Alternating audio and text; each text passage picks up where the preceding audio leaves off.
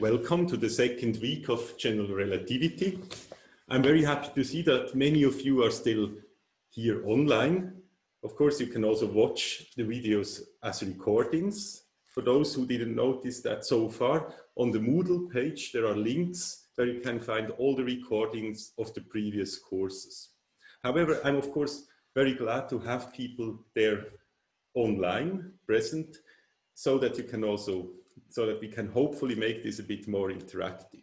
So as usual, I encourage you to ask questions, also to tell me, again, if I'm too fast, too slow, or whatever, and any other feedback. If you think something is maybe now explained in too much detail or in too little detail, please let me know. As I said last time, I usually see that just in the faces when I speak to students who are physically there. Now I don't see any faces at all, so you have to provide me with this information in a more explicit manner, so to speak. I also think I don't want to be the only actor in this play, so it would really be nice to have something that is also directed a bit by you. So if you have questions, I could also go into answering these questions in more detail, and that's sometimes very fruitful for all of us. So, I mean, I have a plan what I tell you in this lecture, but we can always deviate a bit from it and go into things that are of particular interest. And don't worry, we will at the end cover everything we want to cover here. So there's enough time calculated in that I can, in certain, let's say on certain topics, go into a little bit more details or go a little bit deeper. Okay, I should also mention that you're welcome to ask questions via the hand raising function and then just talk, or to enter them in the chat. Today, Jan Zosso, one of the teaching assistants, will take care of them. It's sometimes a bit easier for me if you actually ask the questions in person rather than in the chat, because then it's again more interactive and you can immediately tell me whether the question is answered or not. And in the chat, it's a bit indirect and may slow down things a bit. But of course, it's also fine if you ask them via the chat. But if you don't mind, then just feel free to speak.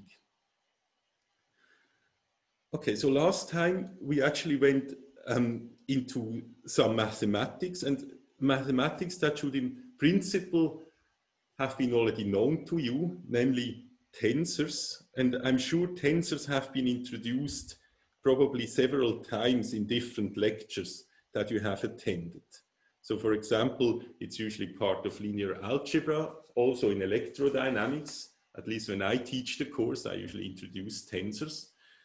And in that sense, this part is still a repetition. But as I said, this part will play such an essential role that we need to agree on a consistent notation. And so for those already knowledgeable about it, just see it as essentially an introduction of the notation that we will use in the rest of the course.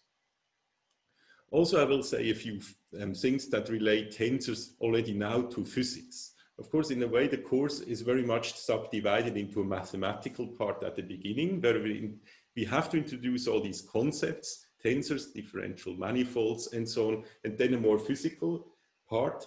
But I will try hard to not move the physics or postpone the physics. I will try to tell you what these tensors mean physically as soon as I can.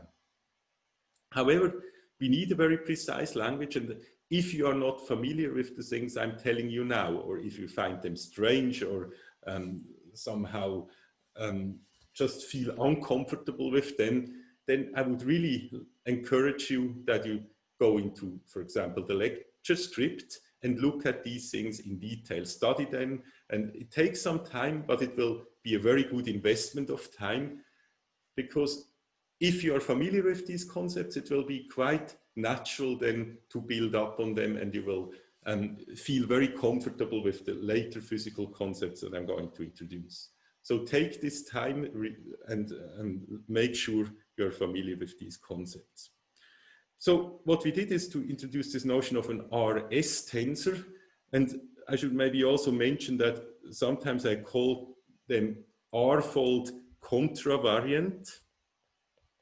that's just the name, and S called covariant. So the first index stands for the contravariant part and the second for the covariant part. And so far this is just a name, but I will a bit later today tell you how these names come about and why they are kind of chosen in that particular way.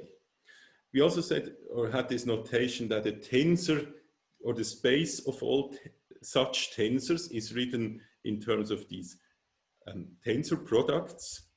And in particular, an RS tensor is an element of this space that I call V, or the R-fold tensor product of V, and the S-fold tensor product of V star, which is the dual space to V. And as a last part of essentially the repetition, I want to point out one particular thing. So first of all, the definition of a tensor, if you remember, is essentially that this is an object, a mathematical object, that takes inputs. So it's a function. It's actually a function of many variables, namely of R different vectors from the dual space, V star, and of S different vectors from the space V. V is always our vector space, so we always start with a vector space V and then build up these objects, and this function maps them to a real number. So that's what you have to keep in mind. And you see a tensor in that way is defined, or can be defined, without specifying, for example, a basis of the vector space. So we just said a tensor is this linear function. It's this linear function that takes these objects. Let me also remark on a discussion that came up last time in the chat. The tensor is a multilinear function, which means that it's linear in each of the arguments when I fix the other arguments. And there have been questions on why I can still write it as homomorphism, and indeed this is maybe a bit a stretch of notation, but I now understand what the concern was. So what you should not do is to regard these inputs together as one big vector where these phi's are kind of parts of that vector, because it will not be linear in this object seen as one big vector under addition.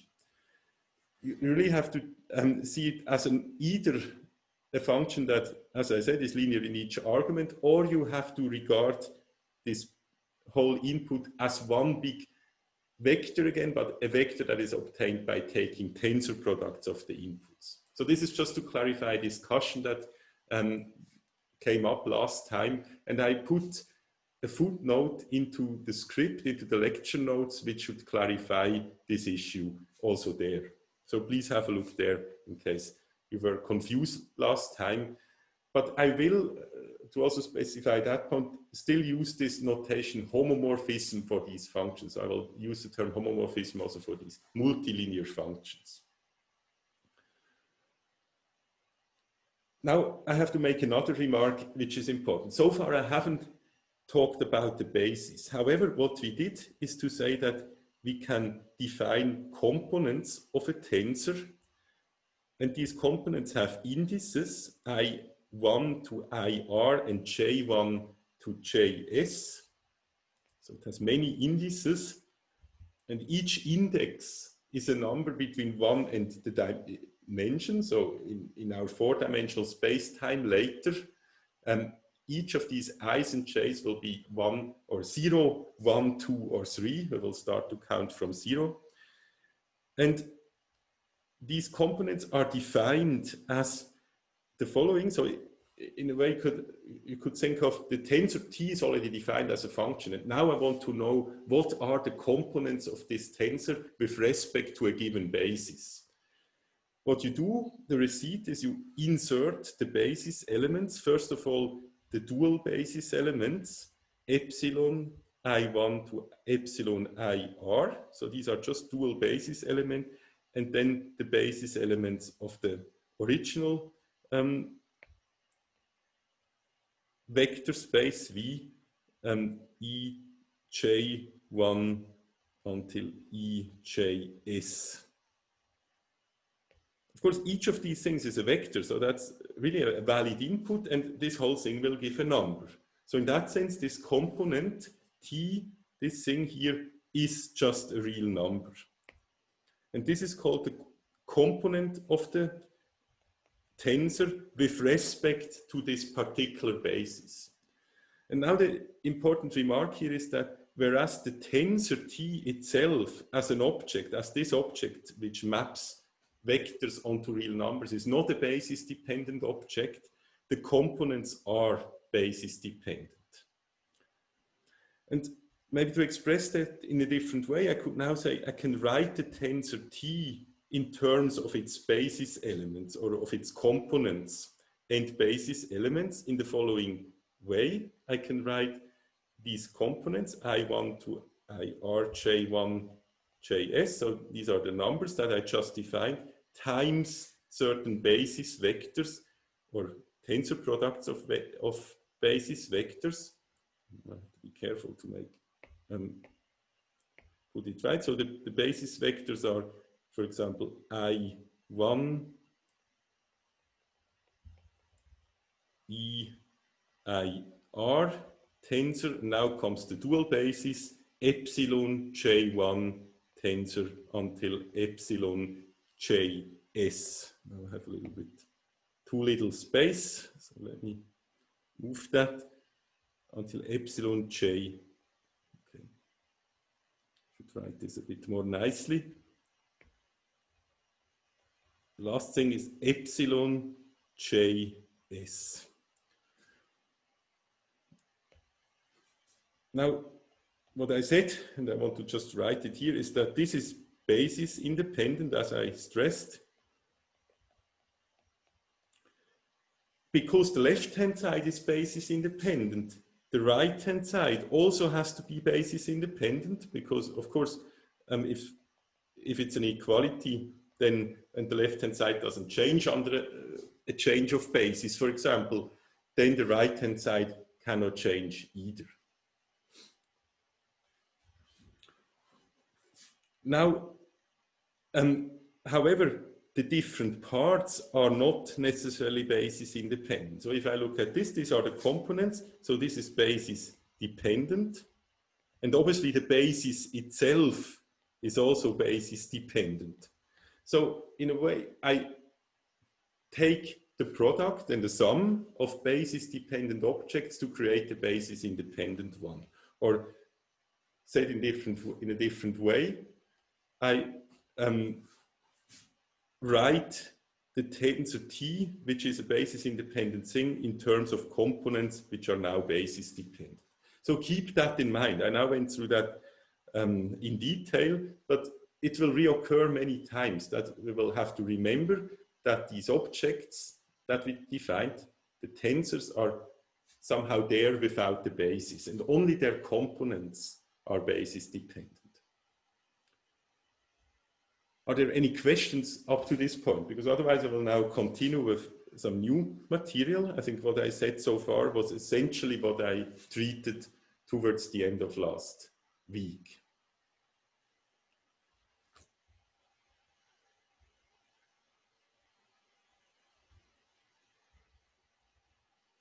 Okay, there don't appear to be any questions. So I said last time that tensors are objects on which we have themselves operations. And this is already expressed by the fact that I wrote tensors as an element of this vector space. So remember, this is itself a vector space. So in particular, I can add tensors to each other. I can take two tensors of the same type and add them. I can also multiply a tensor with a scalar, or I can take the tensor product. That's all. These are all operations that we already defined. And now I would like to define another operation, which is the so-called tensor contraction.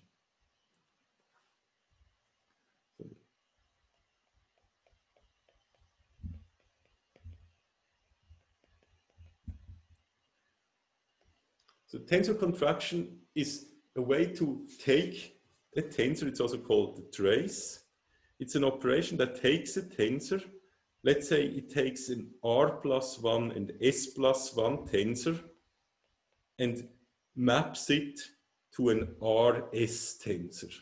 So it somehow reduces the degree of a tensor, both of the contravariant part and of the covariant part, by 1. So in particular, remember, a 1-1 tensor would be a rather small one, would be mapped to just a real number, because if R and S were both 0, a 0-0 tensor is a real number. So that's in particular one of these contractions. And this is indeed the way how I would define this contraction. So the contraction is defined as what I call the natural extension, and I will tell you what that means, of a map that I can define in the following way. Suppose our tensor is just a 1-1 tensor, namely a particular one, a product tensor. So this product between a covector and a vector is itself a 1-1 tensor. Remember this phi, I usually use phi for elements in the space V star and V, these are usually elements of V. So this thing is itself actually a 0-1 tensor, and this is a 1-0 tensor. And so if I take the tensor product, it's a 1-1 tensor. And the contraction is now defined by saying that this particular object, this particular tensor, should be mapped to a real number. And this real number is just given by taking the phi, which is a covector, and therefore takes as input itself a vector, and applying it to V. And that, of course, gives a real number. So for that, you have to remember what is a covector, what is an element of V star, and so on. But if you remember all that, then you will see that this is a valid expression. I can map this object to this real number. And now by natural extension, I just mean that I linearly, first of all, extend it to all vectors, because all tensors of this type, so not any tensor can be written in this product form, but I can always write the tensor as a linear combination of such things if it's a 1-1 tensor. So this linear extension defines this operation, this contraction operation for all 1-1 tensors. And then I can also extend it by saying that if I have a product, if this tensor is a product with other tensors, then this contraction just acts on two parts of it in that particular way. And the way this is done in detail, or examples of that, are also in the lecture notes, but let me just make a few to illustrate this, this concept. So in particular, what we have is the following. If the tensor is of the form EI, okay, now I changed the order kind of, but that doesn't matter, of these two things. So let's suppose I have EI tensor epsilon j. So this is a very particular tensor. It's a tensor that is built as the tensor product of a vector and a covector. Now this tensor would be by definition, by the contraction operation, mapped just to epsilon j ei. And this gives delta j I. That was the definition of the dual basis. So this identity is just what is the epsilon. The epsilon is this dual basis which has exactly this property. So if I now linearly extend that, that's what as I said, what I meant by the natural extension, or a part of it. If I have now a general tensor, or a general 1-1 tensor, then we know that a 1-1 tensor can be written in terms of its basis elements. That's what we have just seen before in the general case. But for the 1-1 tensor, it looks like this. That's the component way of writing this 1-1 tensor with respect to a basis. It will now be mapped by linearity just to Tij delta Ji. And that's of course equal to Tii. And that's what our summation rule tells us. We can sum over J, but J is identified with I. And here again, we sum over the I's. So this is really a real number obtained by summing the components. Now, one important thing here to notice, which is connected to what I called important before, is the following. I said before that tensors are basis-independent objects. Also, the way I defined this operation trace was independent of a basis. I just say, take an arbitrary vector or tensor of this form and map it to this. I didn't use any basis elements in this definition. And of course, I can also linearly extend it now. So I just say, once I've defined it for these things, take the linear extension. Here we have done it for a particular basis, but the definition of trace itself is basis independent. Because this definition is basis independent, it's necessarily the case that also this thing here that comes out is basis independent, simply because I didn't use a basis to define this object. So this means that if I take the trace of a tensor and get this result, this is actually independent of the basis. And here it's not obvious because this TII is an object that, or at least in general, a TIJ is a component of a tensor. And as I said before, a component, this thing here, is basis dependent. But because the trace of a tensor, so maybe I'll write it down. So what I did here is to say the trace of the tensor is TII. Because we know the left-hand side is independent of the basis, the right-hand side is necessarily also basis independent. So despite the fact that we have here on the right-hand side actual components appearing, which a priori are basis-dependent objects, the sum over I of this, which is the contraction of this tensor, is not a basis-dependent object. So to summarize, taking the trace like the other operations, like addition of tensors or taking the tensor product, is not a basis-dependent thing. I could, of course, have defined it immediately in that way via the components, and then I would have needed to make a proof that it's basis-independent, but now I went the other way around. I somehow defined it already in a basis-dependent way, and then got an expression which generally depends on the components, but I already know by the definition that this is basis independent. And this will, I mean, I said several times this is important, and we will see later why this is important, but generally speaking, what we want is to have a theory where the objects we talk about, the objects that have a direct physical meaning, are objects that can live without the basis. They're just there. They don't care what basis we choose to describe them. I think I used last time the example of a signpost, of just a little signpost outside that marks the path towards the bus stop.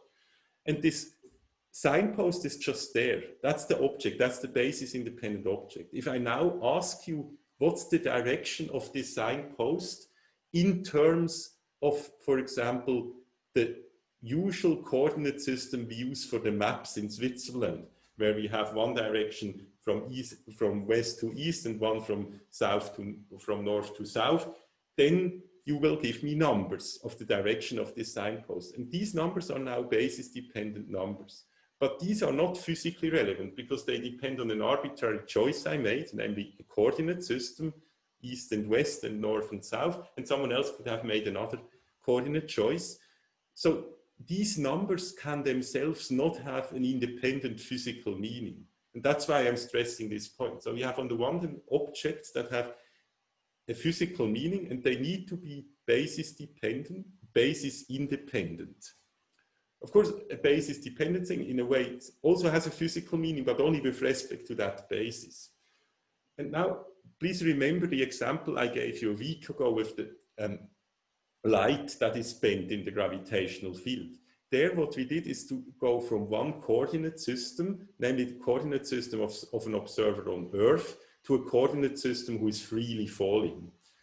Now, the basis, when we now talk mathematically about the basis, this will be connected to these choices of coordinate systems. So more physically speaking, what this means, what I just said, is the following. We have an object like, for example, the light beam. And the light beam is just there, independently of who or whether someone observes it. By the way, this will no longer be true maybe in quantum mechanics, but in a classical context, a light beam is just there. now you can say this light beam is somehow described by objects. It will later be described, for example, by vectors that tell us what is the direction of the light beam. And these vectors are really just the vectors. If you imagine there's this light beam here, I just put an arrow here and say this is now the direction. This is not a number. This is really an arrow. Now, if someone describes this light beam, he can choose to be the observer on Earth. That corresponds to one coordinate system, and he makes a statement about what happens, and then there's another observer who is free falling, and he makes another statement. These statements will be connected. The statements these people make are like these components. They depend on their coordinate choice. They depend on where they are, whether they are free falling or whether they are, for example, stationary on the Earth surface. And the numbers we get are not numbers that are generally relevant. They are not only relevant relative to that observer. So if you look at, again, these equalities of this form or this one, so this quantity will be the physical quantity, like the arrow, and these things on the right-hand side, for example, these components will be numbers that particular observers who have chosen a kind of reference system by, for example, freely falling or not, these are the numbers these observers assign to it. So the right-hand side will be observer-dependent things, and the left-hand side will be absolute things. So that's why I'm stressing that, because relativity is all about understanding this connection, about what is there, what is relative to observers, and how do we actually turn a description that is valid for one observer into a description that is valid for another observer. Okay, Renato? so that was now a rather long motivation, but I usually do that because there's a lot of mathematics you have to go through, and to give you enough, let's say, energy to survive that, it's probably good to know why this is useful. Yes, there's a question. Yeah, yes, exactly. There's a question. Yes. So the question is, why do we use the same notation for the basis elements of V, so the EIs, and the basis of V star star? I realize they're isomorphic, but it seems like it would lead to confusion. So now let's see which so there are the basis elements E, which are these are the basis elements of V. So maybe okay, these things are elements of V, and these things here are okay. These things on the right-hand side are elements of V star. So now I'm not sure why there was the opinion that it's the same notation, because these are called E, and the ones on the right-hand side here are called epsilon. Now maybe there's a confusion because you see, when I have here an epsilon ji, in this expression it's an eji, but this has to be the case because here I'm talking about the arguments that I feed into the tensor. Now if I ask myself what does this mean here in this expression, then the eji would be the argument I would feed into this part, and this epsilon is an element of the dual space, so it takes as input a vector, and for example an E and not an epsilon. So that's why we have here epsilons turning into E's and E's turning into epsilons. So that has to be the case because I'm looking at it from a different perspective. These are the inputs to the tensor, and these are the basis elements of the tensor itself. I'm not sure whether this clarifies the thing, but the point is we really want to distinguish them, and that's why we call elements, basis elements of VE and basis elements of epsilon V star. So Jan, do you see any feedback on the chat about that? Is this question clarified, or was something different meant? So the person writes, when we apply the EI to the epsilon, we're seeing them as element of V star star, like double star, no? Yes, okay. One thing we are doing is to indeed interpret E and elements. Okay, yes, that's a good point. I think that's something we addressed last time briefly, but let me just again briefly mention it in this context, because the connection might not be obvious here. So indeed, it's the, so let's maybe take this simple tensor here, because otherwise I have to write lots of indices. So let's look at this thing as an example. So this tensor T takes as input, first of all, a covector, so something like a phi, and a vector like a v. Now, if I write this, so let's now specifically look at this T, this one, as our example. So if I now write this out in terms of components, then I just say about what I call T is actually in terms of a base is Tij times Ei tensor epsilon j. And now I apply this whole thing to phi and v. So what does this mean? I mean, now I just inserted essentially the definition of a tensor in terms of components for T, but didn't do anything else. But now I really want to evaluate the tensor. So the tensor now acts on these inputs. So what happens? There's just this number, Tij, at the beginning, which is just a real number, so it doesn't act on anything. And now the first part of the tensor, Ei, acts on phi. And the second part of the tensor, epsilon j, acts on v. That's what, if you go back to the tensor product, that's really what is meant here. Now, now we have only real numbers left. You see, here we have Ei phi.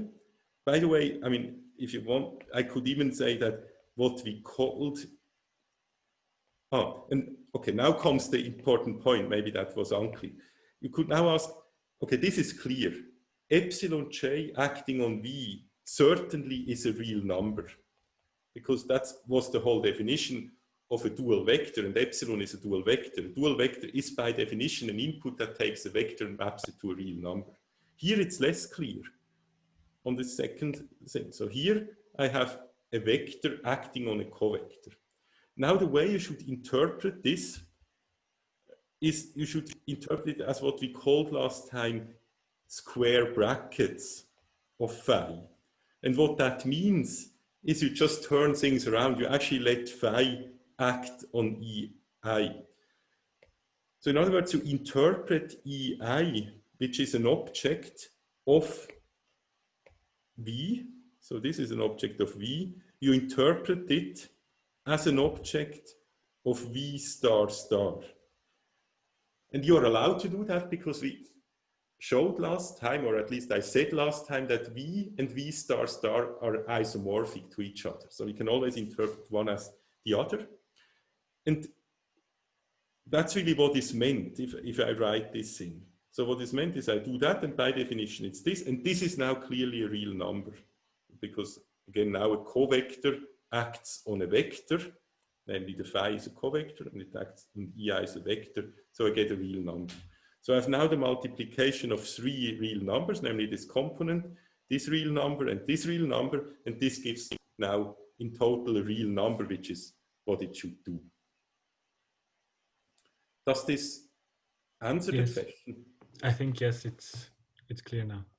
Okay, so thanks a lot, by the way, for the question, because it's exactly these little things that are often causing most of the trouble. It's not a long calculation, because a long calculation you can always sit up on it and just do it, and it's essentially a mechanical task. But it's important that you get the concepts right, because they're just sitting there doesn't help.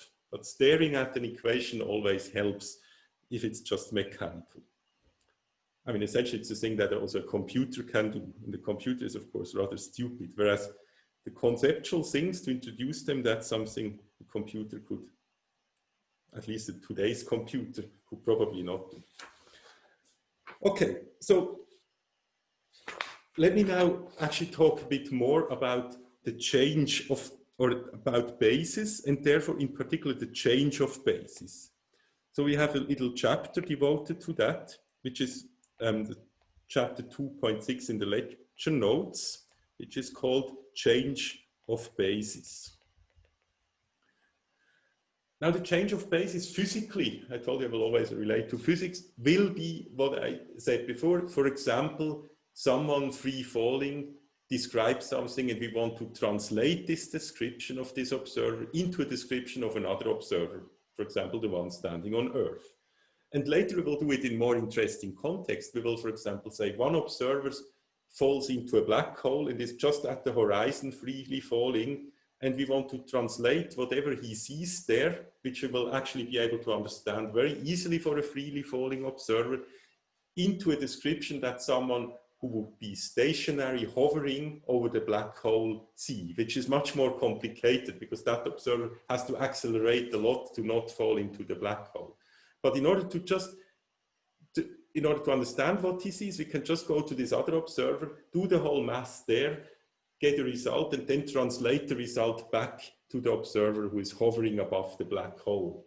And doing these translations is mathematically at the end a change of basis. We will take the object. So to be more specific, we can ask, what does the observer who is falling into the black hole see when he sees a particle next by? And now this particle has a velocity, so he may describe this particle by a vector. Incidentally, it will be a vector in the four-dimensional space-time, but it's a vector, the velocity of the particle. And then you can ask, what velocity does this particle have with respect to an outside observer? And for that, we do this change. But it's not only about velocities. There will also be other objects, like electromagnetic fields or forces, or maybe curvature. So all these objects will be expressed as tensors. And if you understand the change of basis, we immediately have the tool to translate all of them between different observers. That's why this section is really important for later. It essentially contains one of the main, let's say, tools or calculational devices that are used in relativity. So now we need two bases, because if we want to change a basis, obviously it's only interesting if the basis change goes from one to a different one. So we will call the corresponding basis elements like before with E, but for the second basis, we put the tilde on top of it. And of course, we always have a dual basis. So as previously, we will call the dual basis or the basis elements epsilon, and we will again assume as before that the space is finite dimensional, the dimension should be D, and the dual of the new basis of the epsilon, of the tilde basis, we just call accordingly epsilon tilde. So that's a very natural notation, of course. Now, the first thing you, of course, know very well from linear algebra is we can always express the elements of one basis in terms of a linear combination of elements of the other basis. And why is this so? Simply because a basis, by definition, is spanning the whole space. So any vector, independently of whether it's now a basis vector or not, can be expressed in terms of a linear combination of basis elements of a given basis. And so I write here these coefficients that you need to express this. I call them lambda, capital lambda. And so for each I, there's a different set of lambdas ij for different j's that give rise to this vector. So that's essentially what you know from linear algebra. Now, we can, it's maybe useful for later to give this equality a number. Let's call it 1. And let's also look at the inverse translation. So similarly, we can, of course, write the elements of the original basis. I call the non-tilde basis the original basis.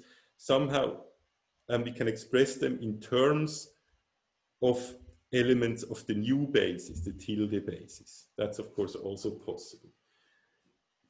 Now, also, what you know is that these lambdas and these lambdas are not completely independent to each other. And let's, because we will use that for later, let me make the calculation explicit to see that how they are related, because I will have to return to this expression. So combining these two things, I can just write this. I just essentially concatenate the two expressions.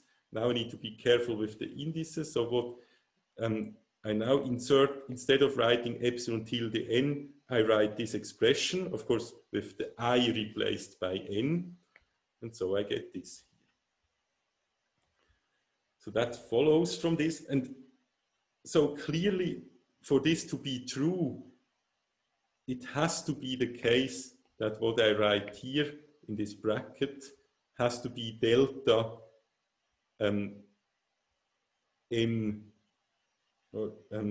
delta Jm.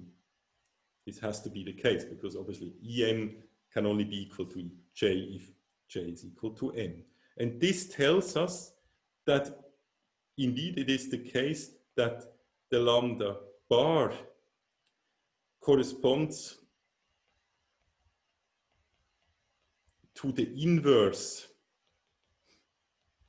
which I call lambda to the -1 of lambda.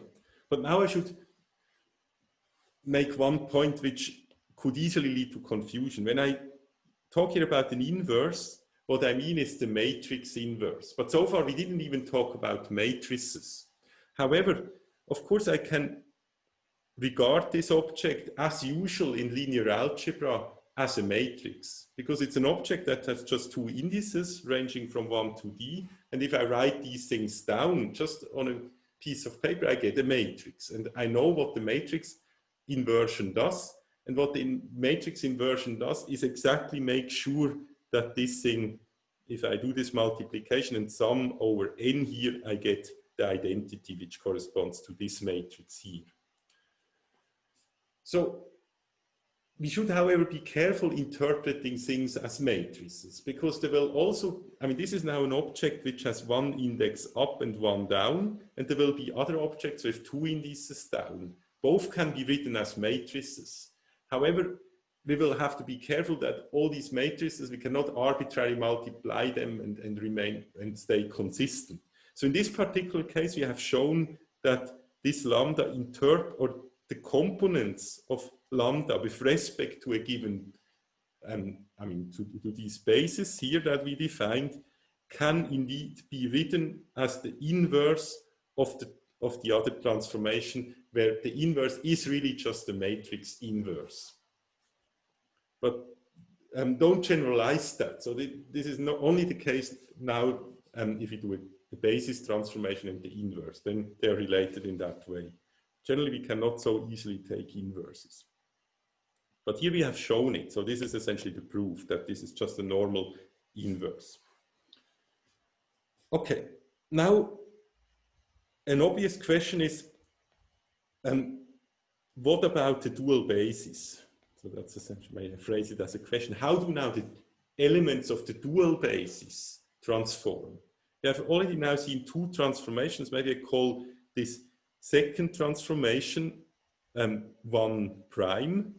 Let me write it down with the lambda to the -1, because that's what we found. So we said that instead of lambda bar, I could just have written lambda to the -1, where the -1 really means the inverse with respect to the normal matrix inversion. And so this expression I call 1 prime.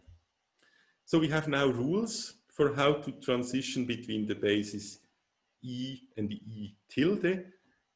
But what about this dual basis? Can we immediately also get rules for the dual basis? And the answer is, of course, yes, we can immediately also transform the dual basis. However, the rules for the dual basis will not be that rule. And that's crucial. So the dual basis will transform differently from that. So let's see how it transforms. And I will once do that in detail. And I'm, of course, aware of the fact that it's actually quite simple calculation that you could have done since a long time in linear algebra and have probably done it. But to understand why these two things transform differently will be crucial. And that's why I want to spend that time doing it. So essentially the question is, if I want to have, for example, epsilon I, can I write it as something, some question mark, maybe some indices here, I and j, in terms of the epsilon j's. So that's essentially what we want to do. Sorry, the index j should of course be upstairs according to my convention. And by the way, this convention of putting indices upstairs and downstairs will become very clear. The reason why we do it is exactly because the objects here will transform differently from the object here. And you see, this object is an index, has index upstairs, and this object here has index downstairs. And we do this in order to actually remember how they should transform. And because they transform differently, we have to remember that. So how do we see how can we get a transformation rule? And of course, we want to have it in both directions. But let me start with that one. So one trick is to just insert an element. So now I essentially start with a derivation. I just say, let's take an element epsilon I and insert, just we start for fun, insert an epsilon tilde k. I mean, for fun, in a way, unless you see the rest of the calculation, it's probably not obvious why I do that. But let's just see what happens if I apply to this. Now we start to apply the rules we have. Now the reason why I introduced an E here is that I already know how the E transforms. So I just take the rule that you can find here. So we have here the second screen, and you can always read off on this, on the right-hand side, all the transformation rules. So I will now just use the rule here and insert it. I mean, there's nothing essentially to do. This is really just a mechanical process. Insert it here. Although these mechanical processes are usually the processes where I make errors, so please notify me if you see any errors here. And now, because of linearity of all this, I can also take this lambda out, and I can also use the fact that we will use all the time that epsilon I applied to ij is just the delta ij.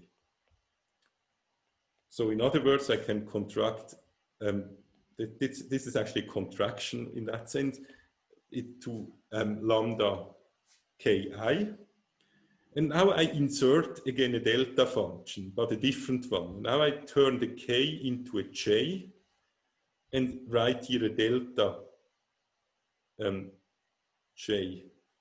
Of course, I can do that. That's like adding 0 or so. I mean, there are all these mathematical tricks. I can just make things look more complicated. But the reason I do that is now I can replace the delta by something else. For example, this here.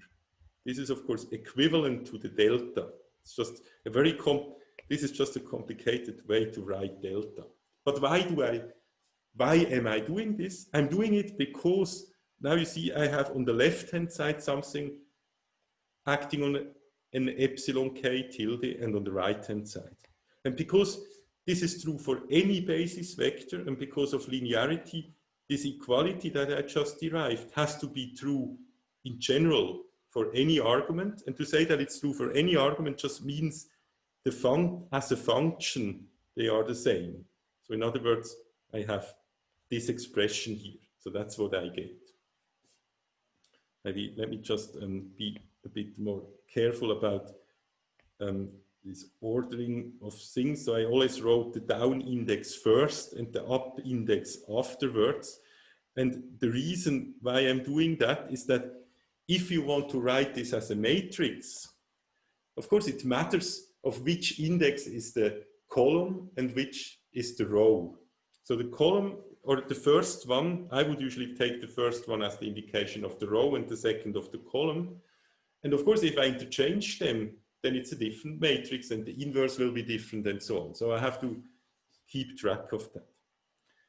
So this is the transformation rule. How do I get epsilon I from epsilon tilde? And I call this transformation rule now 2, because it's it corresponds rather to the one where I transition from epsilon tilde to epsilon. I call it 2 tilde. And exactly in the same way, I mean, you can now see how I do this, all this. You can also do the inverse.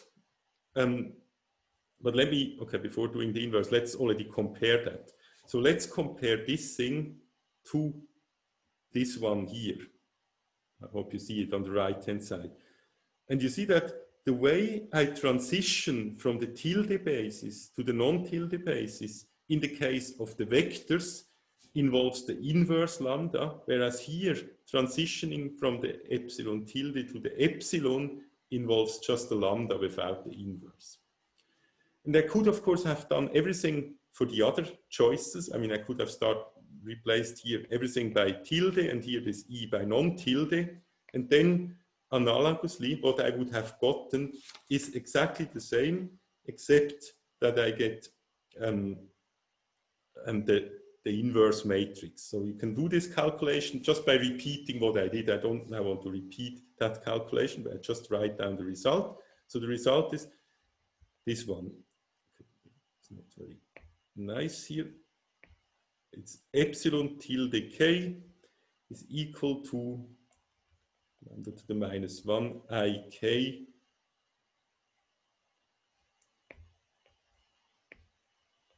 epsilon I. And that I call 1 prime. And again, you see it's different from 1. So it's again a transitioning from the non-tilde to the tilde basis, but this time it involves the inverse matrix. Okay, so these are the calculations I wanted to do.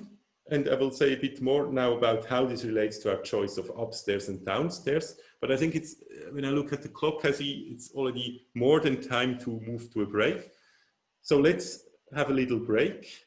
Actually, because I already, yeah, let's restart at 5:05 with the second part. And until then, I will be very happy to take questions that you may have. And then for everyone who wants to take a real break and leave us, please be back at 5:05. Okay, so now I'm here to answer questions about whatever I told you today, last week, or anything more general. Jan, is there any question in the chat? No, I don't see any.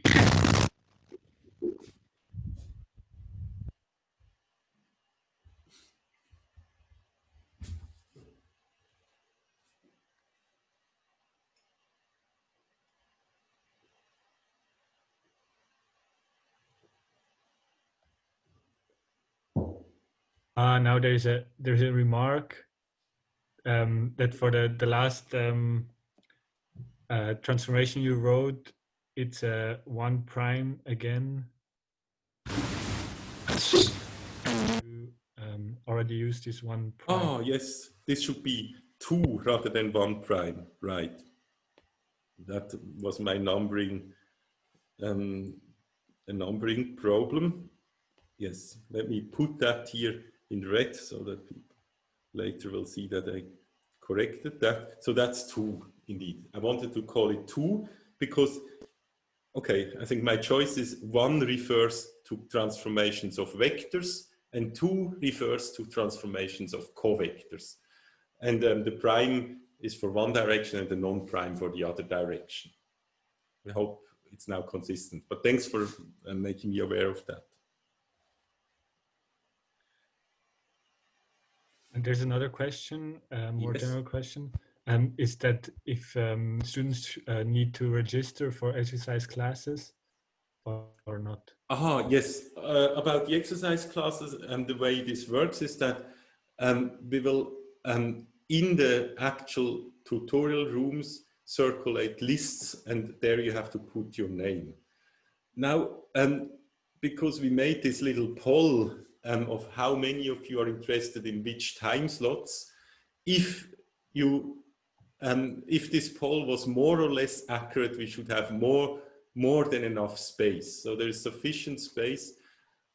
So unless this poll was completely inaccurate, there should not be a space problem. So just attend them. Maybe to make sure that things don't go completely wrong, let's do it like that. So if in the poll you didn't make a statement, or you said, no, you're not interested, or in a different time, maybe write an email to Henrik Wilming that you want to attend a particular class. And if you get too many emails for one, we will try to make sure that we can increase the capacity there. But the idea is that there is enough capacity, and we will just ensure the tracking works by circulating lists during the tutorials.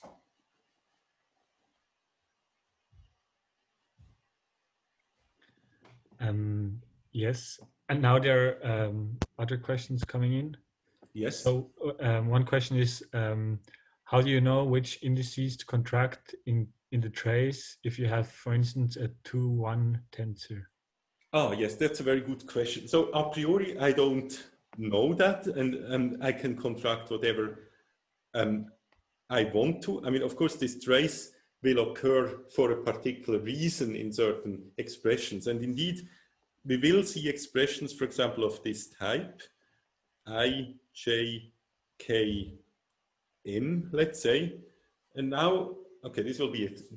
For those, or for later reference, this will be, for example, the curvature tensor. So the curvature tensor is a one-fold contravariant and three-fold covariant tensor. And now, if you ask, or I would now tell you, actually, we can define another tensor, R, which is only covariant and has only two indices, as a trace of R. Then this is not just not specific enough. So I would have to say which indices I want to contract. So I will have to indicate that maybe, I mean, there are different ways to do that. If I want to do it in the abstract way without talking about indices, I would say I define a new tensor. For example, I mean, to just have a realistic example, there will be a tensor called the Ricci tensor. I mean, don't worry about the name. This is just a new tensor, and it will be defined as the trace of R, of the curvature. But now I will have to actually specify somewhere that I really mean that I contract 1 and 3. So I will have to write somewhere that the first and the third index have to be contracted. Now, the way this is done in practice is that one uses kind of still an index notation and just says what is meant. And that's the, let's say, practical aspect. I would just, for example, write Ricci JK and then equal to Ri, oh, sorry, not J, okay, in this particular case, maybe better JM, let's say. And then I would write here I, J, I, M. And of course, in this notation, you see there's the first I here and the third one here, and that's what this notation would indicate. So to summarize, the answer is just writing trace is too unspecific, and I would have to specify that in this case. So the extension of the trace is an operation that needs this additional specification if I extend it to larger spaces. And the way this is done in practice is to use this index notation. Or maybe actually, Jan, you as a specialist working with this on a daily basis, you may have a better way to do it. How would you do it? No, that I would know a better way, actually. Okay, yeah.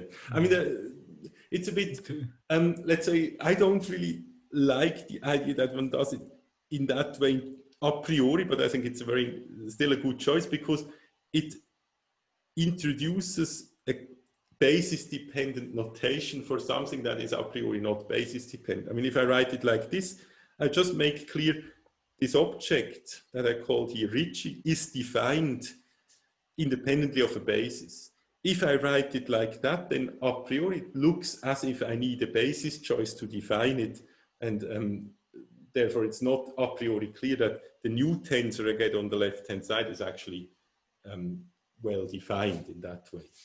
But of course, once one works with this on a daily basis, one knows that these things are still well defined and then uses that notation. But I think on a conceptual level, it's actually useful to think of it still in that way, although this notation is a bit, let's say, unusual or cumbersome to always write these things, but one has to do it. But then it's at least clear that this object here is defined basis independently. And as you now probably noticed, this is important for me.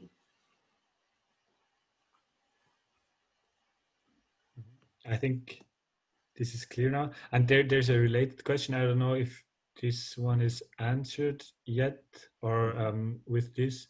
So the question is, I do not thoroughly understand the example you put in the notes regarding the contractions of a 1-2 tensor. Yes, okay. I think now I put just here an example of a 1-3 tensor, which is maybe very similar. So I think, okay, yeah, in the notes, it's probably... it was my question actually. The example that you just gave makes it a lot clearer for me for the other one, so that's fine. Okay, so then it's answered. Okay, thank you for the feedback. Thank you. And then there's another question,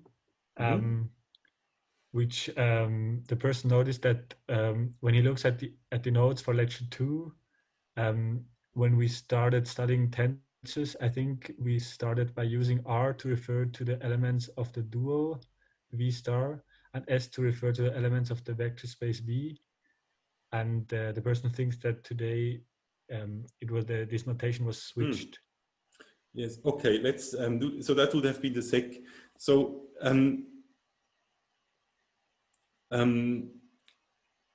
yes, so let's maybe see. Okay, so the R here refers to the elements of V and the S of V star. And maybe I should actually, to be sure, go back to these notes. I think I have them here. Okay, let's see.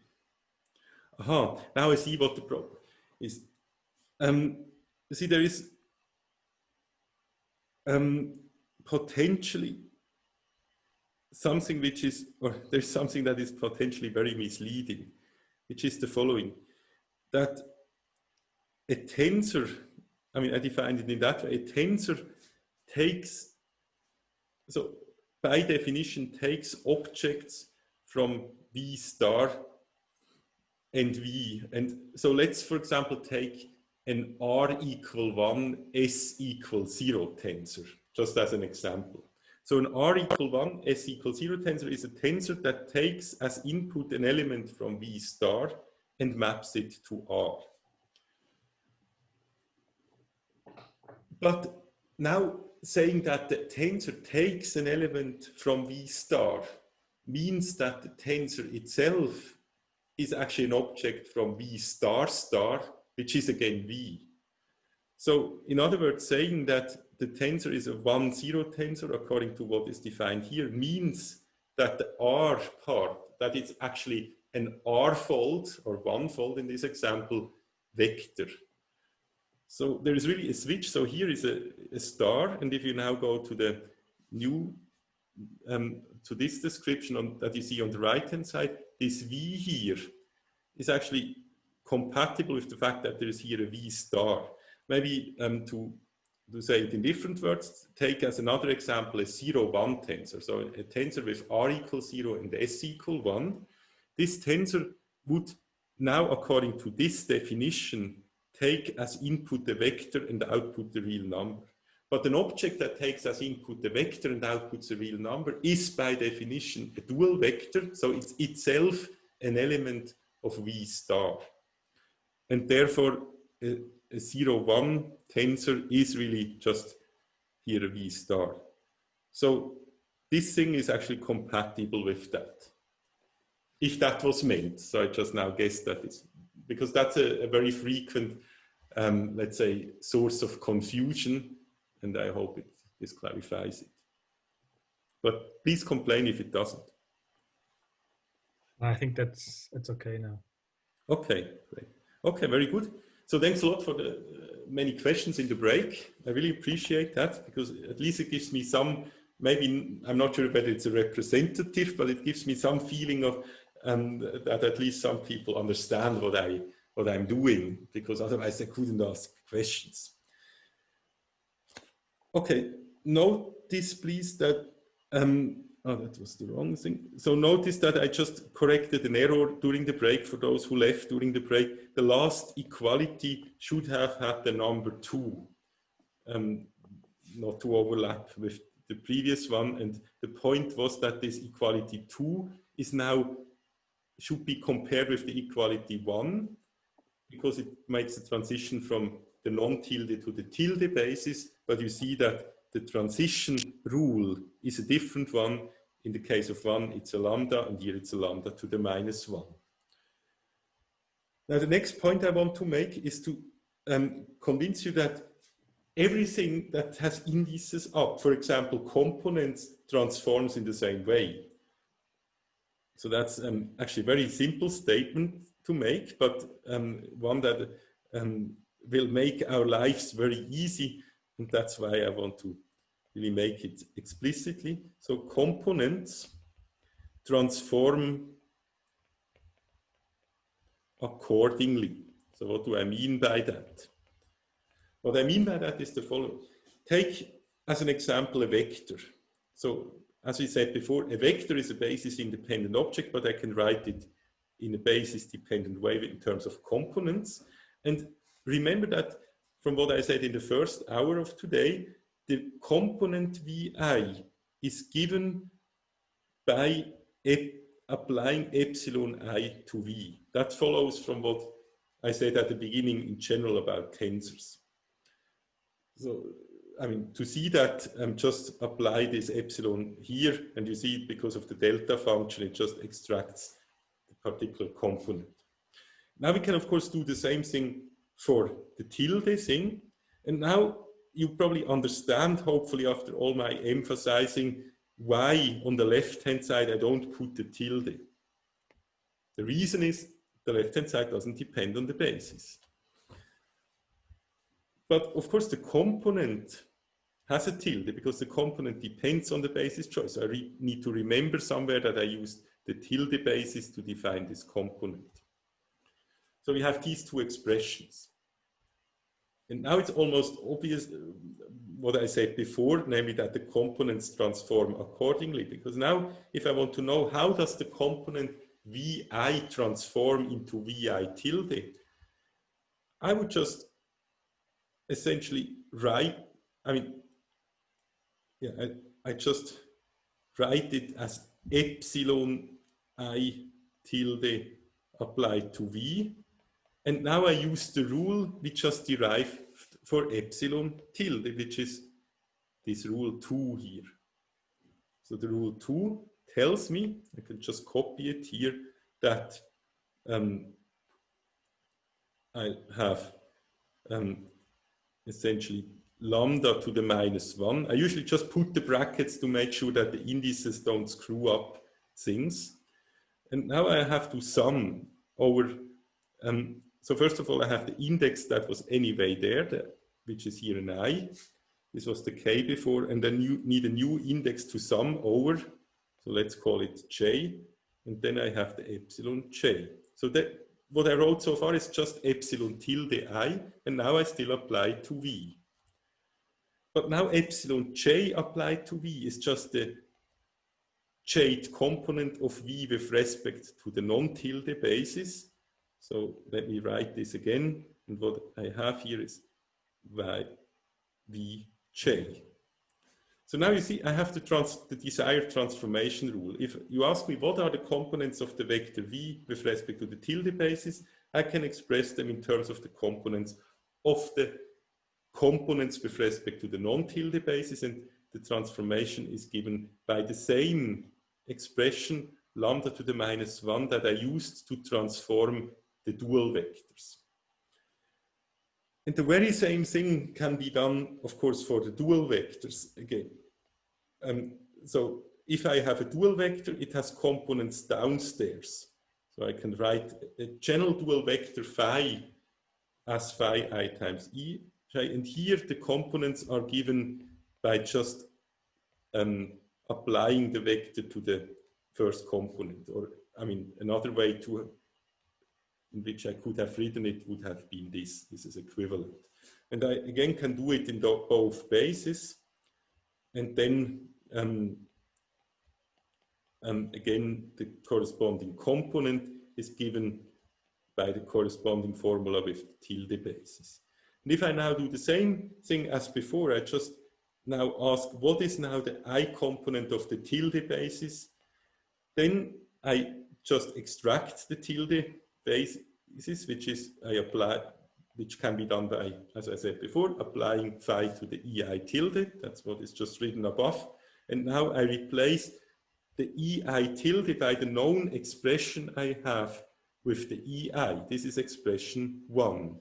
So I just insert that here, eij and ej, that's expression 1, and I apply, yeah, that's it. Now I can just use linearity and I get the desired expression, because phi applied to ej gives, of course, again, phi j. So I have again a transformation rule, and this transformation rule corresponds to the transformation rule for the basis vectors. So now there's again somehow maybe a priori something confusing, but it has to be like that, namely the following. If you ask yourself the question, how do the components of a vector V transform? Then the components of a vector transform like the elements of the dual basis. Similarly, the components of a dual vector transform like this, and this is the transformation rule of the original basis vector, not of the dual basis. So you see, somehow the vectors, the components of vectors transform like the basis vector, the basis of the dual, or the dual basis of the vectors. But the notation makes this now much easier to remember, because you see the components of a vector here have indices upstairs. And the same is true for the basis elements of the dual basis. So that's why the notation helps us remembering that the components of a vector have to transform in the same way as these epsilons. And of course, the same is again true for the components of a dual vector, which transform like the e's, which have also the index downstairs. And that's now the reason why we chose the indices like that, because what we will have as a more general rule is that any tensor transforms exactly in that way. And the reason, by the way, for that is that any tensor can always be written as a tensor product of vectors and covectors. Now we know how vectors transform and how the components of vectors transform, and we know how the components of covectors transform. And therefore, we can now essentially get the transformation rule of an arbitrary tensor. So I just write this in the following way. So similarly, for general tensors, and let me just make an example. An example could be, let's say, okay, what is a good example? Let's say I always had the 1,1 tensor, but let's for now just take as an example the 0,2 tensor. That's also a simple one. And let's see how it transforms. So according to what I said, the components of this tensor can, of course, be written by applying the epsilon I. Sorry, now it's wrong. Not the epsilon I. By applying the EI, or okay, let me maybe put it differently. The components of this tensor can be obtained by just applying it to the basis vector ei and ej. That's one way to express this thing. But now again, we know how they transform. So we use the same trick and so on. And so I now don't want to repeat the calculation because I just did it now 2 times, once for a vector and one for a covector. Now we just have to do it for both covectors. So we get 2 times a lambda. We get a lambda for the transformation of this and a lambda for this. And what you will find, and maybe you should do it once in a quiet minute at home. It's certainly good to do it at least once just to make sure you didn't miss anything here. You will find that they transform exactly in this way as the epsilons transform, as the e's transform. So the result will be that one. And again, the notation helps us. So the notation here of a 0,2 tensor is that its components have indices downstairs. And now what you have to remember is whenever an index is downstairs, then it transforms like this. So I just, for each index, I have this transformation rule. So what I did here is just apply this transformation rule for the first index and for the second, and multiply it then with the component in the original basis. And that generalizes it. So if I now had a, let's say, 7, 9 tensor, I would have 7 times this thing here, or such a component, and 9 times the inverse matrix that occurs for the upstairs indices. And now you see where these names come from. You could, in a way, say that if I start by saying, I just tell you how the basis elements are expressed the new basis elements are expressed in terms of the old ones. Then, I mean, and I started in that way, then I gave you somehow a transformation rule.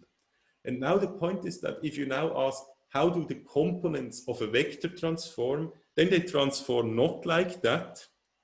They transform in the opposite way. They transform like this.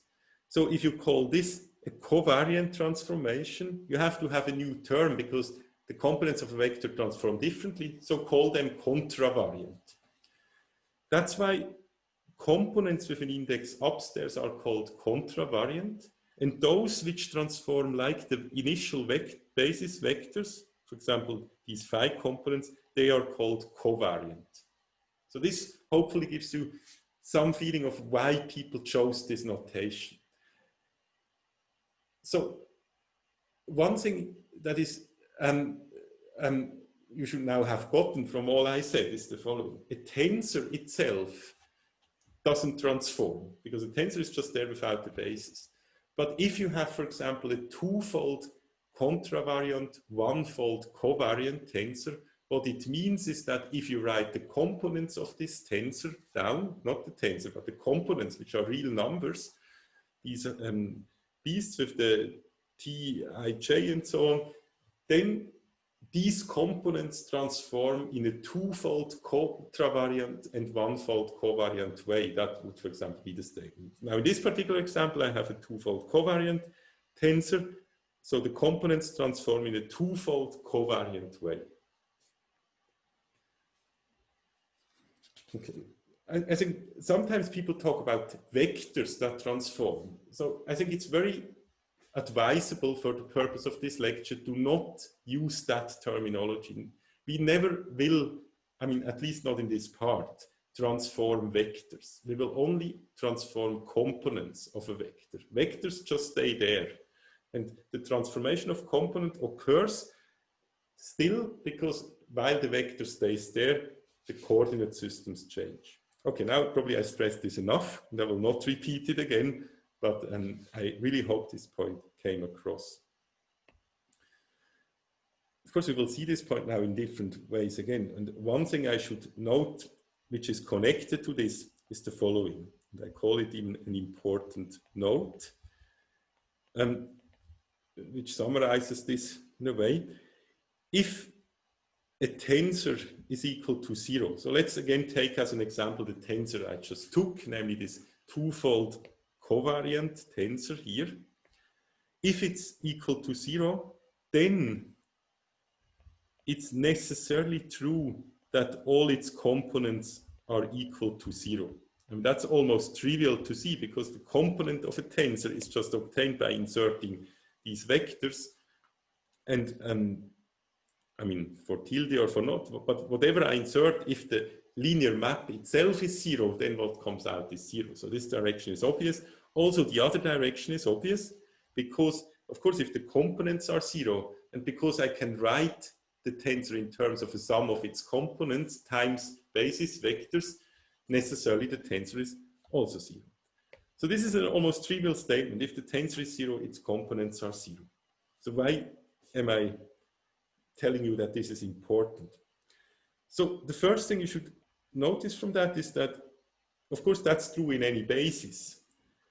So it means that if for some reason you know that the components of a tensor are 0, and all components are 0 here, I mean, that's what you need to know, then from this you conclude the tensor is 0, and now you go again back, but in a different basis, and can say, then also in another basis, for example, in a tilde basis, the components are also 0.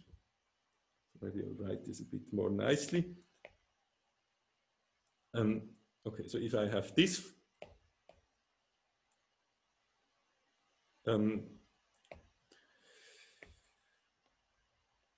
okay, so if I know that the tensor components are 0 in one basis, then they are 0 also in any other basis. That's my statement.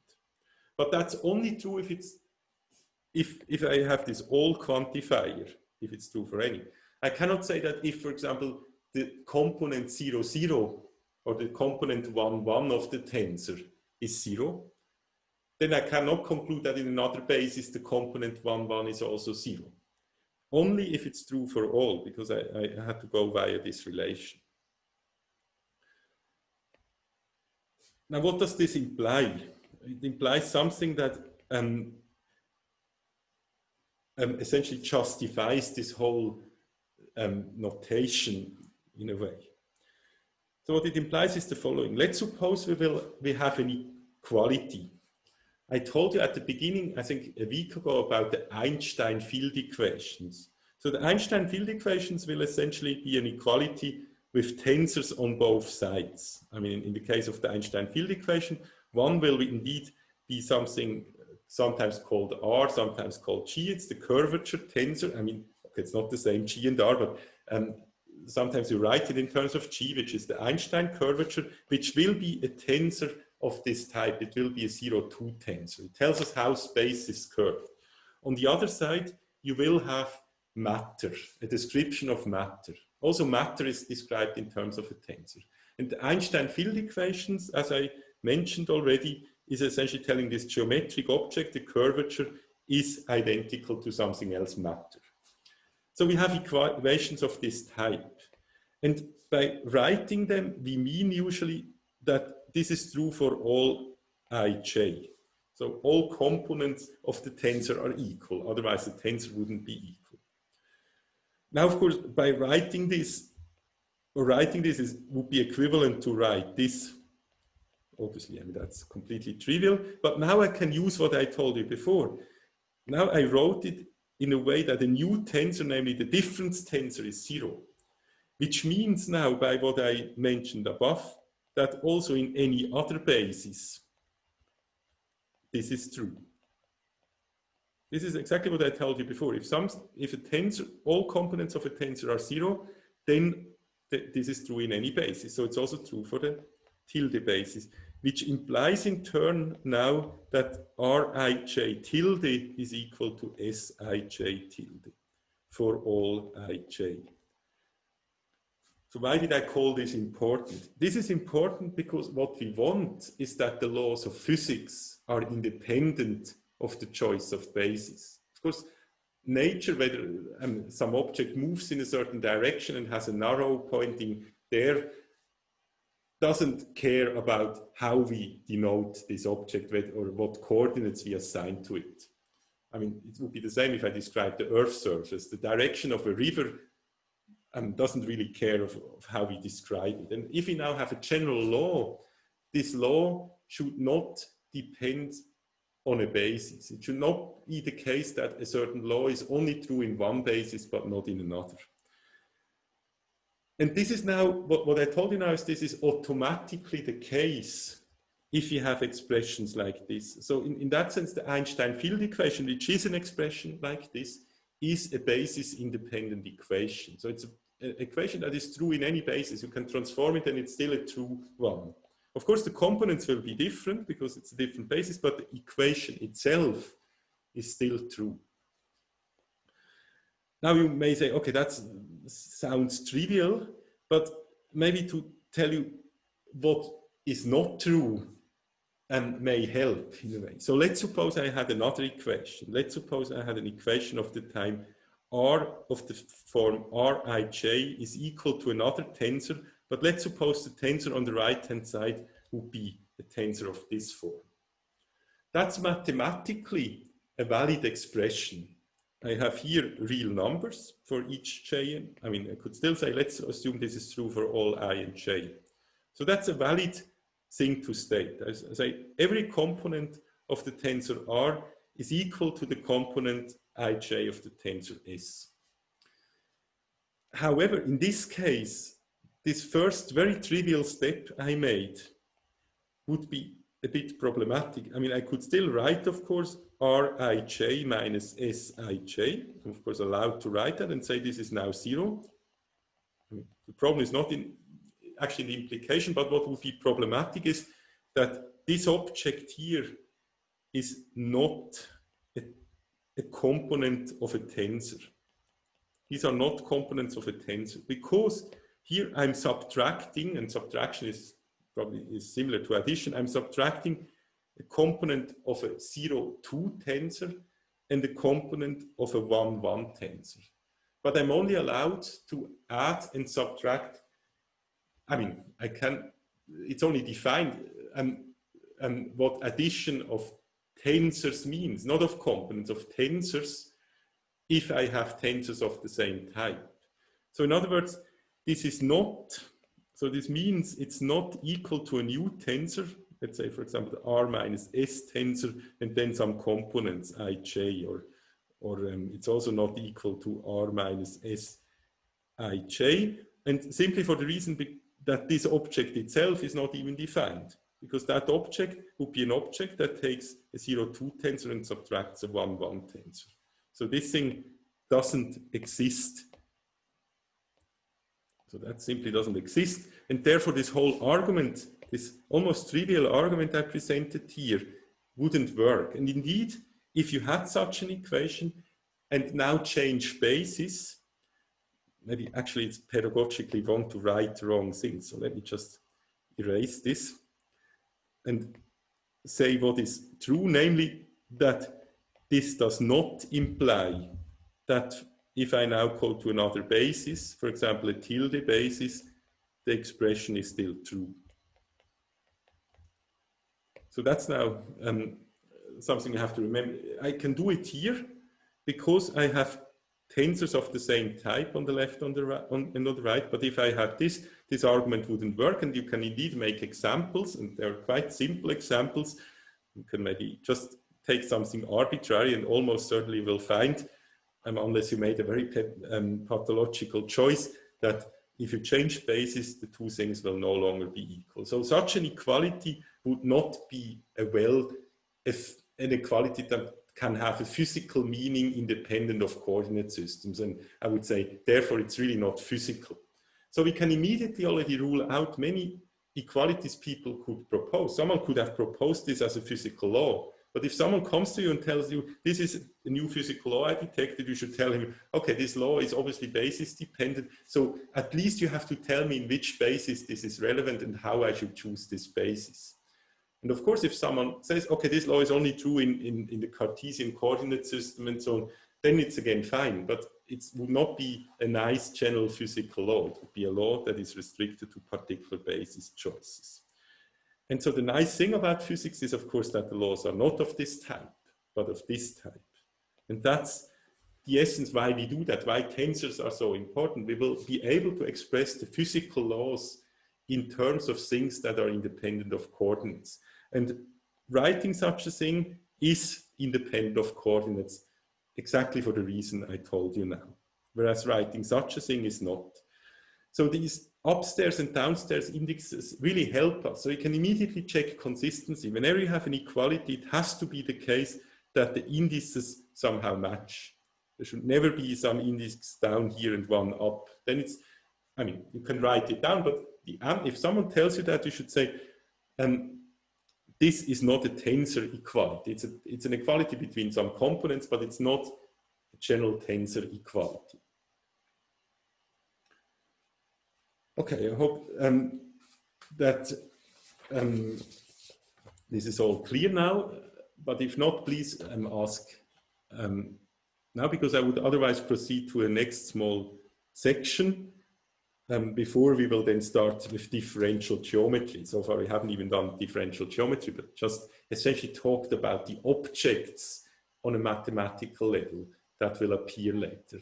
Sorry. Yes? I had a question. When we have two tensors... Could you take the microphone a bit closer, because I don't... is it better now? It's now? better. Okay. Yeah.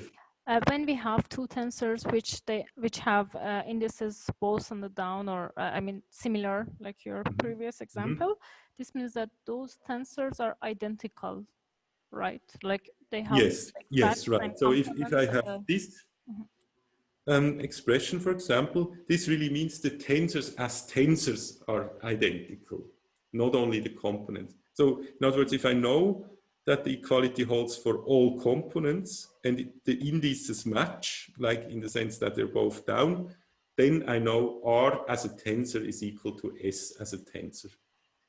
Okay. And the second equation which you wrote is only connecting so here, some of the components randomly. So here it's not the case. I mean, of course, in a way, it's trivially not the case because R is a 0,2 tensor and S is a 1,1 tensor. Yeah. And the 0,2 tensor is simply not the same as a 1,1 tensor. So if I express this in terms of tensors, it's immediately clear that this doesn't make sense. But of course, as components, it's mathematically possible, a valid thing to write. It doesn't make much sense, but it's a valid thing to write because there's a real number here and a real number here. It's just not a basis-independent thing that I'm writing down. Okay, it's not a basis-independent law. It's okay to write down basis-dependent things like, I mean, this itself is basis-dependent, but the law, the equality, should be basis-independent. And that's the nice thing. That, I mean, that's really what is so exciting about this theory, that it allows us to have a formulation of nature that captures this basis independence. And it's essentially the key to everything. I mean, the example of last week of the falling elevator is really only enabled by this property. Okay, the next, or please feel free to ask further. Yes? Yes, there's a related question. I don't know if that's already clear, but I'll just tell it. So the person asked, what would it actually mean to do a change of basis if the tensors are not of the same type? Yes. So, okay, thanks for that question. So if I have this expression here, I can, of course, still, so this object R tilde is still well defined because I would apply the transformation rule for a 0,2 tensor here, which is incidentally, which is the transformation rule we had here. So I would actually really write it in terms of this transformation rule. Then I would go and say, okay, now I also need to know what this object is, but here it's a different transformation rule. Here the transformation rule is one which would have one of these lambdas would be replaced by a lambda to the -1, corresponding to this upper index. So this object would also be defined. So the components are well defined. It's just that the equality, I mean, if I say it in that way, it's also not a surprise that if the transformation rule from here to here is different from the transformation rule from here to here, then it's not surprising that at the end this equality is now no longer true in general. But these things themselves are well defined. So I can forget essentially the equality, and just say, if I have this object given, what is this object? That's just the normal transformation rule. And I hope this clarifies the question.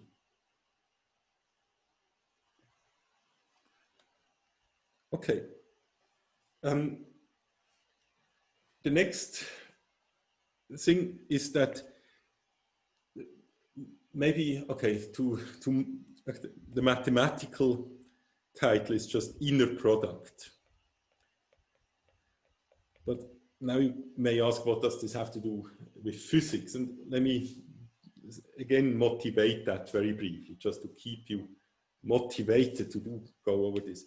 And also actually to make the connection, because the whole content of the course is of course physics and not mathematics at the end.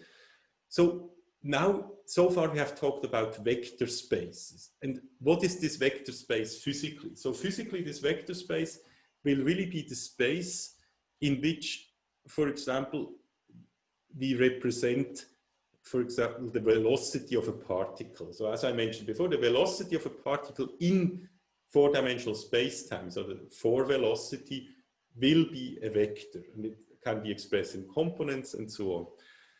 But a velocity, but so far these vectors have, or we have not introduced a mathematical object to give these vectors a length. So we have already, we can already talk kind of about the velocity if you want, but not about the absolute value if you want. Let's say if we take an analogy, not in space-time physics, but just in 3-dimensional representations of the Earth, which I also used last week. If we have an actual arrow out there, now we can talk about the arrow and its components with respect to a coordinate system, but we also want to have means to give this arrow a length. Of course, and that's really what physically now a very well-defined thing. We just go there with a meter stick and measure how long this arrow is.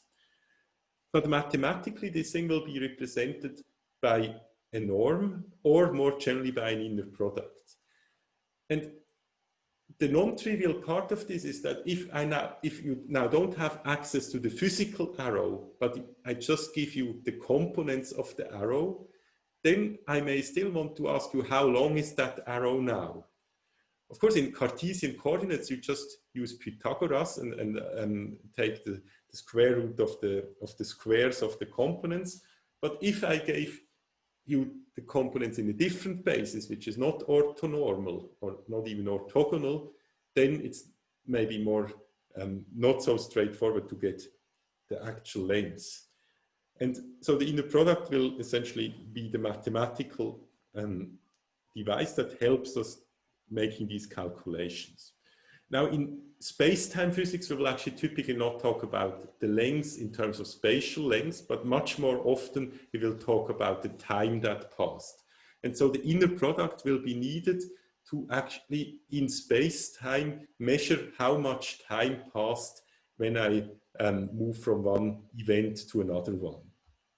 So the inner product is essentially a measure for time, for proper time, for those who are already familiar with special relativity. But mathematically, it's of course something very simple, an inner product, and I will now make use of what you already introduced. Let's call it G. Okay, I have you. On V, so V is again a vector space, let's say a finite dimensional one. I can just say an inner product is actually a 0-2 tensor with certain properties. Namely, the tensor should be symmetric, which means this. So if I remember, 2-0 tensor takes as arguments 2 vectors, and it should have the property that it's positive semi-definite. And we will generalize this property, by the way. This will not be the final word about that. But for the moment, we just take this property that it's only 0 for the 0 vector if I insert the vector twice. So this induces, as I just said, a norm, and the norm is defined in the usual way, just as the square root of the inner product. Okay, that's probably things that look quite familiar to you. This object G in space-time physics will, as I said, measure how much time passed, and it's the main object that describes the space-time geometry. So the reason why we will talk about inner products is really that everything that concerns the geometry of space-time will be encoded in this inner product. So it's a central object. It's not something that is nice to have, this norm. It's really the thing that captures the whole geometry of space-time. Roughly how you should think of it is that at any point in space-time, there will be such a metric G, which can be different at different points. I mean, in a non-flat space, we will have somehow exactly the non-flatness in a way characterized by how this G varies if you go along coordinates. But okay, that we will all see. But this is just to tell you that this is not just a small side thing. It's really the central object we will talk about for a long time. Now, let me just tell you one thing that is related to what I just said, which is the so-called polarization identity, which is mathematically a very simple thing. It's the fact that now I just introduced G and said this defines a norm. But conversely, you can also say if you have already the norm defined in that way, so someone just tells you, I give you the answer for each vector, I tell you what its norm is, but I don't tell you what G is. Then you can reconstruct G in this way. So that's something that you can easily verify geometrically or also algebraically by just writing it explicitly in terms of G. So that's the identity, but physically it has a very interesting meaning. It tells you that if you know the distances between any 2 points, so let's again take the example of the surface of a surface, not of space-time. And someone tells you that somehow, I mean, this is only an intuition, but someone tells you for any 2 points, you can kind of, that are close, and take the connection, the connecting vector, so to speak. This is now a bit vague, but let's, I mean, you can certainly imagine I have 2 points and I take the connecting vector, and someone tells you for each of these things what the length is of that vector. I mean, later this will not be really the vector, but a trajectory between the two, but someone tells you for any 2 points what the length is, then this is sufficient to reconstruct the function G. And as I said, G contains everything about curvature. So in other words, if you know for a surface, for example, what the lengths are between points, you can reconstruct the whole surface. And the same will be true for space-time. If someone can tell you how much time passes or what this distance is in space-time between any 2 events in space-time, you can reconstruct the whole geometry of space-time. So all information is contained in these distances. And that's quite an interesting statement in a way. So that's why this polarization identity tells you it's actually even simpler than having a function with 2 arguments. It's just a norm that you need to measure physically, and then you know essentially everything. Okay, just see that time for today is already over. So I guess it's also actually a good time to stop here, because the next section will be differential geometry. So we will now start with a big section, and differential geometry, and we will, I mean, the purpose of that section is not to really introduce all of differential geometry, but just those concepts which are relevant for relativity theory. And it will be important that we do that cleanly nevertheless, because if you ask yourself what was really the progress that was made from, let's say, the old picture we had of space-time as a flat thing, maybe as a Euclidean space together with a time axis, and what we know now in general relativity, that space-time is curved, then one of the big insights was really that certain things we just assumed a priori as given, namely that space is Euclidean, was given up. And now if we take this as a lesson for us and say, okay, obviously we have to really justify every piece we put into a theory very rigorously. We shouldn't just assume things as, for example, space is Euclidean. We really start with minimal assumptions. And that's what we somehow want to do. So when I now develop differential geometry, we will always make the connection to physics, and I will always tell you what assumption about space-time does this correspond to. And our goal will be to only make minimal assumptions and nevertheless arrive at the full structure we need to describe space-time. And it's in a way, in that sense, an almost minimalistic approach. So we try to avoid any preconceptions. Of course, we still will have some, because otherwise we would arrive at quantum gravity, probably. So at some point we will implicitly or explicitly make certain assumptions that make things automatically classical. And by that we already lose in a way.